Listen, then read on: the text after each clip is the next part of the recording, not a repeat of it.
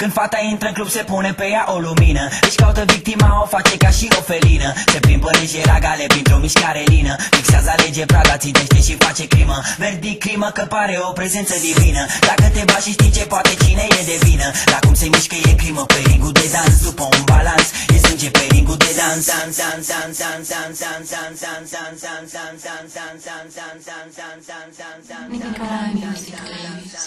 E genul de fată care te face de bani și merge mai departe și face și alții de bani. Până și pe tovarășa ta fermecat-o, se mișcă atât de bine de zici că ai inventat-o.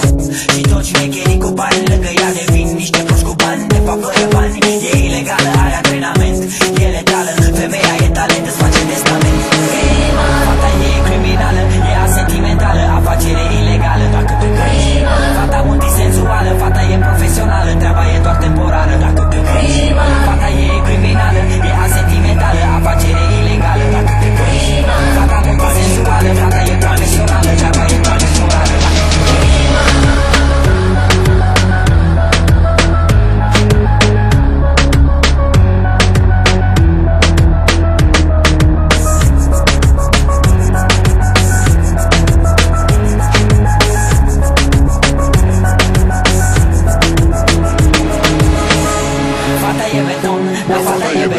Și nu merge la ea decât dacă ești campion. Cum mișcă talia, ea mișcă talia, arată mai bine decât arată talia. Sunt Australia, umblă pararia, am auzit că-i plac băieții din Italia.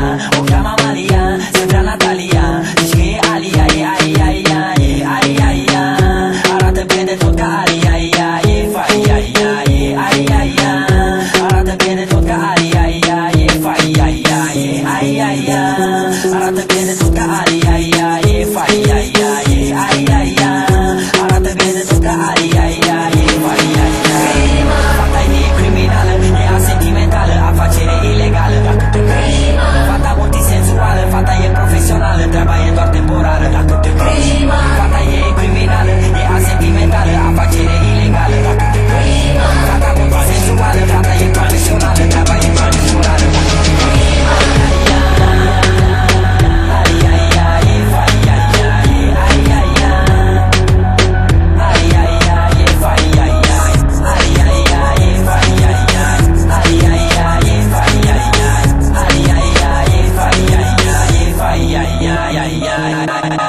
O târfă fără pește, mult mai greu lovește, că e un fel de târfă cu cap, dar nimeni nu gândește că fraierul plătește înainte să o aibă în pat.